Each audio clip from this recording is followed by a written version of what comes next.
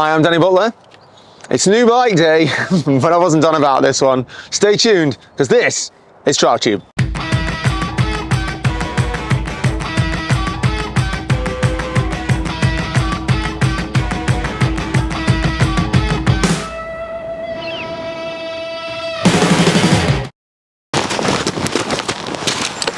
Now, I know what you're thinking. Another new bike, what's wrong with him? I can tell you what's wrong with me. I like trials bikes, and I have no other hobbies, and I don't get out very often. Now, in this episode, believe it or not, we're actually going to be doing a review as well on my bike and a few additions that we've had to my bike. And I'll give you a clue, they're in gold, and they've been provided to me by the nice people at SJ Trials, which are also this episode's sponsor. So, cheers, Sam.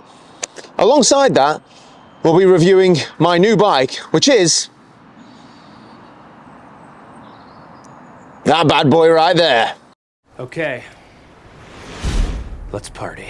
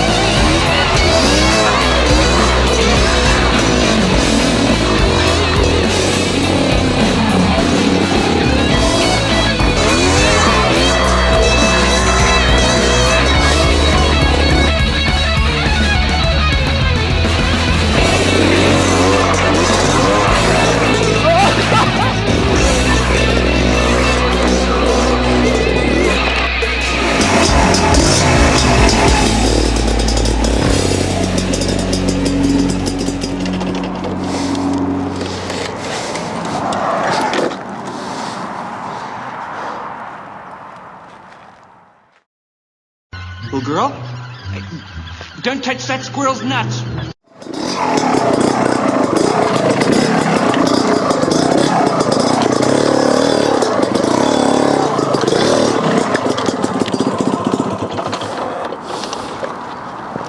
Now, a TR34 beta is something very special.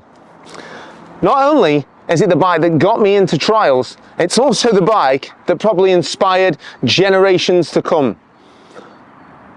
And in 1987, Jordi Terres shocked the trials world by overthrowing Honda, riding an Italian bike out of a Spanish factory's door. Not only that, but they also got it on film, and that iconic video, much like this much more less iconic video that I'm making today, well, like I say, inspired us all. And when I say us all, anybody from around the age of, I guess, 50 and under right now, can remember the video, remember Terres in his heyday, and also probably didn't own one of these because a lot of them came into the country, but I'm not really sure. They were very competitive, but not a lot of them survived, and I can tell you why. Because this thing's like riding a tank and a sewing machine and a piece of glass all at the same time. It's really, really weird. But let's talk about it. It's all right, I'll kick it up in a minute. It's so hard to kick up. Yes! Yes, full grown man. Everybody in Yorkshire right now will be going, oh, I used to kick that up easy, lad. Soft southern lad. I don't bloody think so. I bet parts weren't cheap in Yorkshire. Too soon?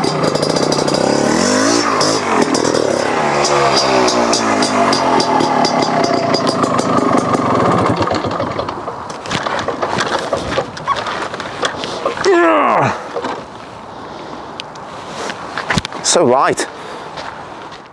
Now the Beta TR34 was not only a bike that inspired everybody, like I said, it was also a game changer for the time. In 1987, people were starting to experiment with things like the occasional disc brake, possibly having a monoshock, as well as also looking into trying to make the bike reliable, as in reliable enough to make it all the way through the trial. People were starting to experiment with having things like tubeless tyres, and genuinely trying to get the bike's geometry so that the pegs were further back, less like the conventional motorcycle style, and also getting that bike to have a lower standover so you could work the body around the bike in that very famous Geordie Terrace style of riding, which, let's be honest, is awesome. Oh, they were also trying to learn how to hop because, unpopular opinion, but the sport was evolving and people were getting better. Shocking, I know. So let's talk about a few of the features on this bike. This bike, when launched, came out with a very low seat, mono shock, and a whole new linkage system from Beta. And Beta had done things, well, completely different than everybody else. It had front and rear disc brakes, which were a big thing at the time, and I can promise you the back one still works, but the front one on this bike is absolutely shocking. The suspension was sized down to be a little bit, shall we say, lighter. The geometry of the bike was a lot more friendly to the trials rider, putting that weight over the back wheel, because they'd already figured out that this bike wasn't going to be used for just commuting. Although, it's a big old engine, the 260, and it actually takes just under a litre of oil, 800 cc's. The clearance of the bike was much higher than its competitors of the time, similar to the RTL that was obviously straight out from 1985 onwards. And that had a really big engine lump in, and this bike almost made that bike look, shall we say, a bit of a dinosaur. The head angle had been revised to basically make the bike turn better in the corners, and it wasn't so, shall we say, slack. It used to be all about the flowing corners, but this bike was the bike that actually started to hop, as you would have seen in many previous TrialTube videos. It actually has an enormous amount of low-end grunt and grip. It's still running a cable clutch, but you know, sue me, it was 1987. The clutch actually works quite well, and that's what we're going to go with, quite well. It's not good and it's not bad, it just works. I'm very sure we can all agree that a lot of time and effort went into this bike to make it look the way it does. We changed every non-bolt, we had it stripped back to frame. Even though when I actually purchased this, most of it was there, I'll add a picture in a second, but since then, we've added on some special parts, apart from obviously changing every nut and bolt and making sure that the bike ran correctly. And we'd like to have a big shout out to, once again, SJ Trials for hooking us up with some Sil oil that I'm running in this today, in the gearbox. Now, that front pipe, which I'm very sure we can all agree looks awesome, was provided to us by the lovely Josh Pearson at JP Customs. And obviously we got a new number board. I'm not saying that that's a big effort, obviously wasn't, it was 4 zip ties. But we have had to have new plastics, a lot of time in the paint shop, a lot of build time to just get this bike to work correctly. Also, we've got something special on here which really is for the, shall we say, trials geeks. Just like that exhaust. Now the guys at Pete's Parts had to put this whole thing back together because it had that many holes in, it was close to being a colander. But I wanted to make sure that this bike had the correct exhaust on. And things like that matter. This bar pad. Now I know what you're thinking, Danny, it's a bar pad, but it isn't just a bar pad.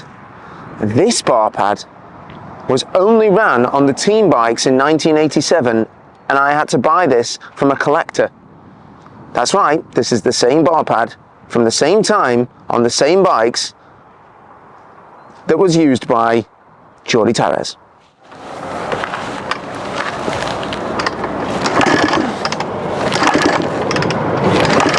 Oh, she's gone cold.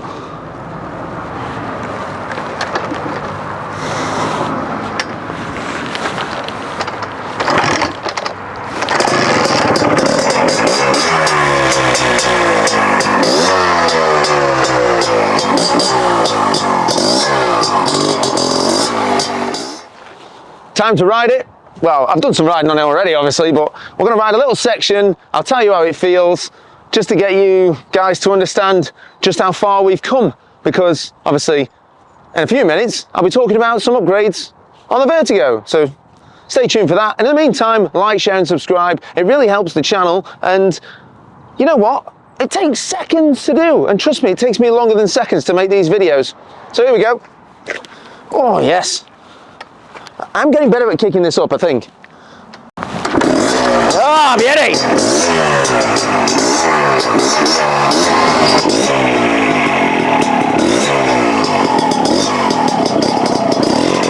Right, here we go, sports fans. Over that first one, tipping over and into the second one. And it cleared it as well, and that's, I'm not gonna lie, that's impressive. Can we get it? Oh my God! It's like moving a ship.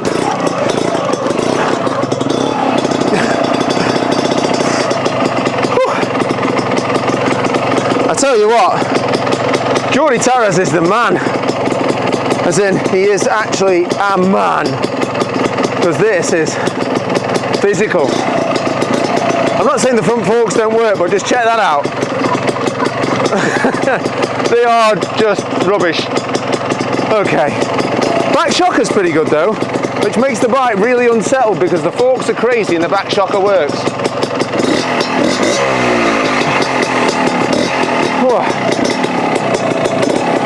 Alright, see if we can just give myself a bit of extra space.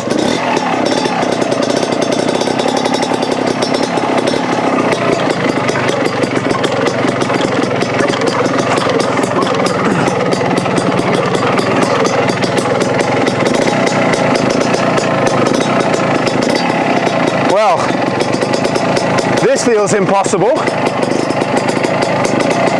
I don't dare pull off on the bike that there's no spare parts for anywhere.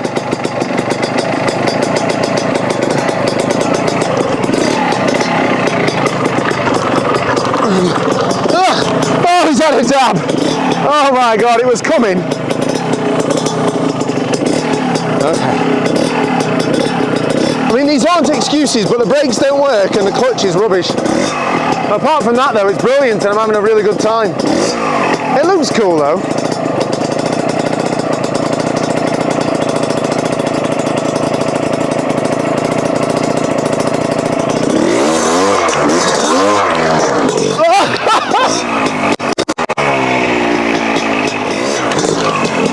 I can't believe it, he just went up there. There'll be loads of people watching this right now again. I don't know what he's messing about at. I'm going to try and do this slightly differently now. Maybe a bit more of the period.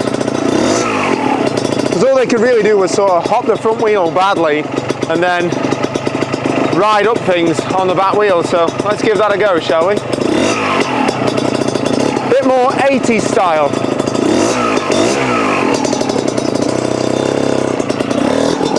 That was just bad.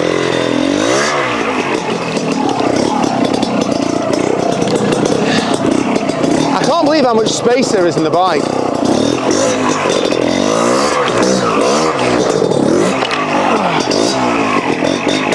Yes!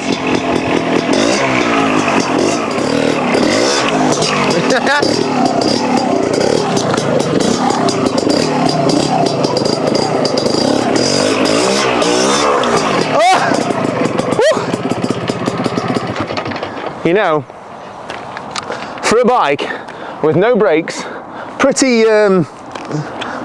bad suspension, but a heap of character, I'm in love, and I don't know why, because it not only, well, I mean, it grips pretty well, but it's heavy. It's actually a lot longer than most normal bikes as well. I noticed that from when I pulled into the gap just now. And no excuses, I can't ride this thing for toffee. And it's mine, which is really bad. And I've spent a lot of time trying to make this bike just right and look the way it should look and feel the way it should look. I mean, it doesn't necessarily sound the way it should sound because of that awesome front pipe, which has just been burning my leg as I've been sat here. But I am very happy with my new bike, but only happy because I know it's mine and I've got one now, and I feel like, I don't know, it's almost like a unicorn bike for me, or like a aspirational purchase. You know, it's a crime, but I'm probably not going to ride it that often because you got to remember my other bike's actually a lot better. So I love it, but I just don't know why. Tell me in the comments why you might love it, or tell me in the comments if you want to buy it, and then I can refuse to sell it to you. But if you want to come and give me a hand kicking it up, that'd be lovely. Okay. Yes! Oh, I feel like such a, I'm not going to say a man, it's Italian. Not saying that men can't be Italian.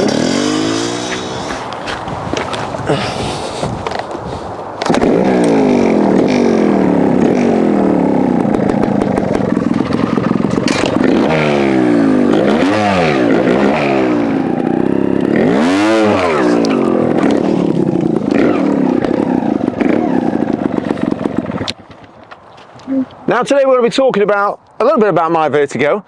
I know there's a lot of Vertigo content on the channel, but this is the bike I own.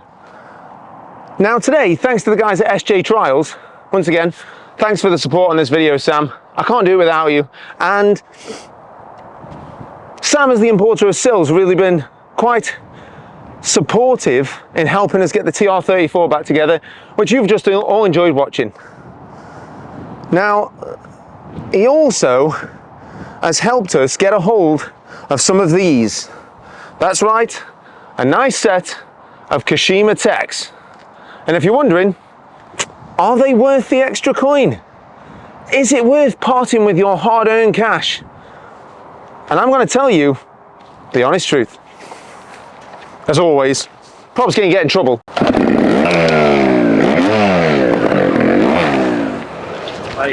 So let's give them a good old test. We're going to hop about a bit and see how they feel. I'm going to run my front wheel into a bunch of stuff and see how it feels. And you know what? I think that should do it, really. Don't you?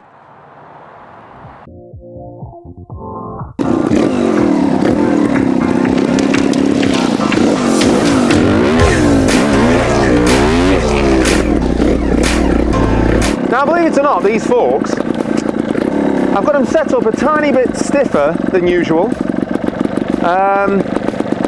Not wrong with the standard settings, I'm just not a small person, so what can I say? But they do feel very reactive, as in, I know that most people will say people won't know the difference, but they do feel a tiny bit better than my standard forks. But the standard forks felt fine, I'm being honest. So a nice little front tap. This isn't really me running it into anything, but this is just a gentle one.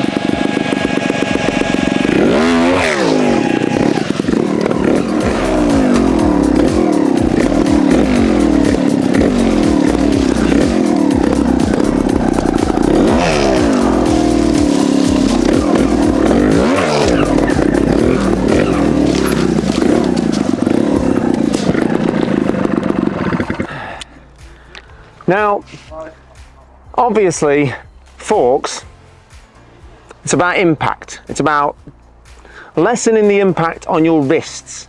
So if you'd ever, I guess, invest in better forks or harder springs, or, well, let's be honest, just invest more in the front end of your bike, having the right suspension for your weight is key. Now, next to me, there's a little step. It's not too big. Shall we say nearly 4 foot? And this step, I'm going to use a touch front technique. I have no idea what a double blip technique is. It's just something that the Americans invented, or Australians, or something like that. The technique that they're actually talking about isn't actually done with 2 revs. It's done with like a crescendo of rev. It's like, oh, it's not like bop, bop. So if you want to see more Trials talk, we've got a previous episode about that. We're going to do that technique, and we're going to ram the front wheel into the front of the step. And I guess, I know how this feels with standard forks. It kind of, you can feel it in the wrists. But does it feel any better with the Kashima forks? Which, remember, I've actually got the same internals as the standard ones. The Kashima is the coating. It's supposed to be smoother. I can't tell by rubbing them, but we'll give it a go, shall we?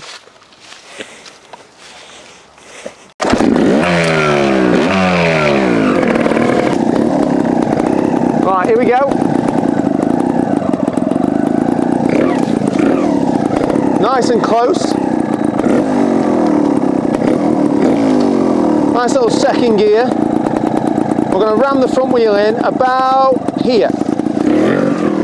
There it is. You can see right in there, getting them forks really deep in the rock. Here we go then. Might do it as a pullback in a minute, depends how fruity I'm feeling.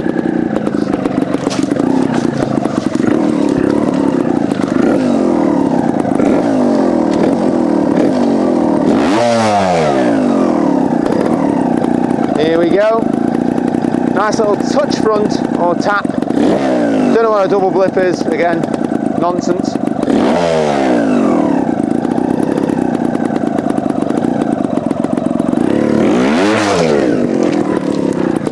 Well, it felt good. So here we go. Very front end heavy this. I'm already pointing downhill. You can see the weight on the forks. Got to get that weight back and drive the front wheel in nice and hard.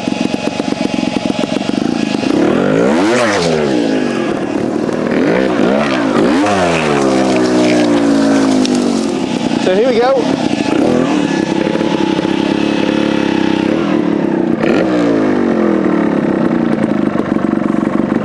Little pullback, rollback into a driving forwards to a front touch. A lot of pressure on the bike, on the forks, on my arms, possibly going right through to my arse. I don't know. No. How to explain this, but it's a hard technique to get right.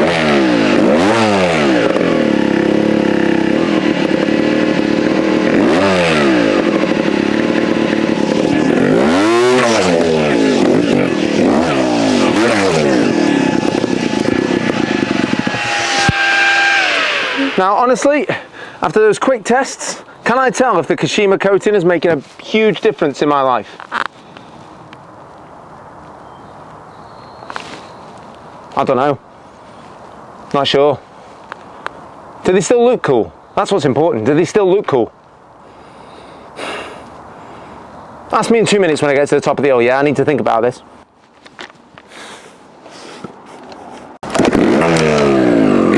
Do they still look cool?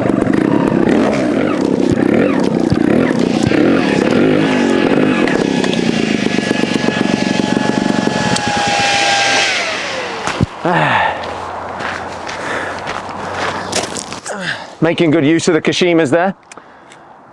Now, I feel like it's a part that should have been fitted to a JBR originally. For the stature of the bike, they should have come with Kashimas on anyway. The GP Gas does. And as the R model, I feel Vertigo missed a trick there. But then again, that trick probably saved a lot of people's money in their pockets, because these forks on their own are around £1,400 to buy.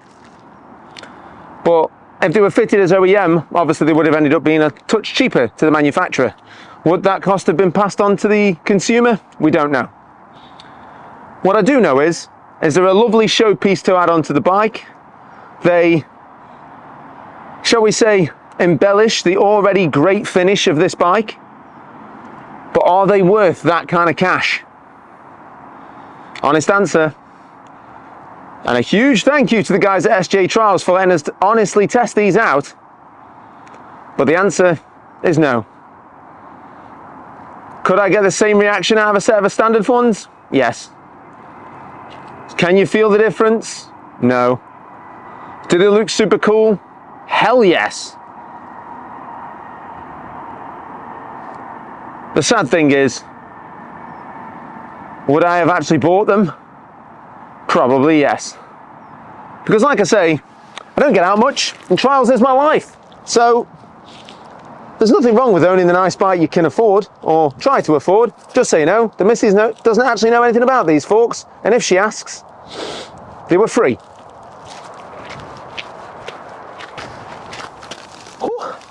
suppose what we've got to do now is decide which bike I'm going to ride for the foreseeable future. Am I going to go full Italian? And by the way, I feel like this is a thoroughbred Italian, this one. I feel like it might break down at any moment, and that is an Italian supercar. No, I think I'm going to stay on the modern bikes for now. Honestly, they just work better, and I need that because I'm slowly but surely working worse.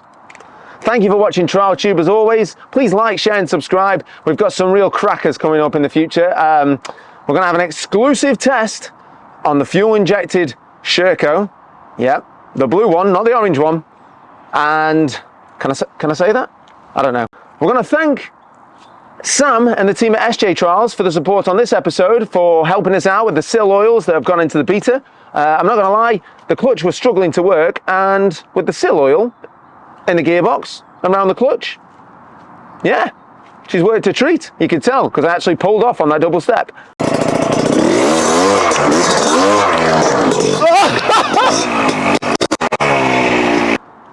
But in the meantime, please subscribe. I'm so close to 10k now, I could lick it.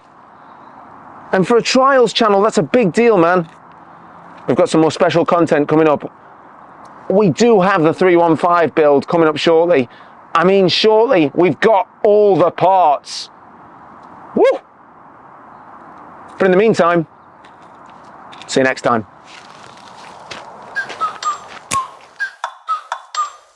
Like, ride with me if you ride with me, you can slide with me if you feel like.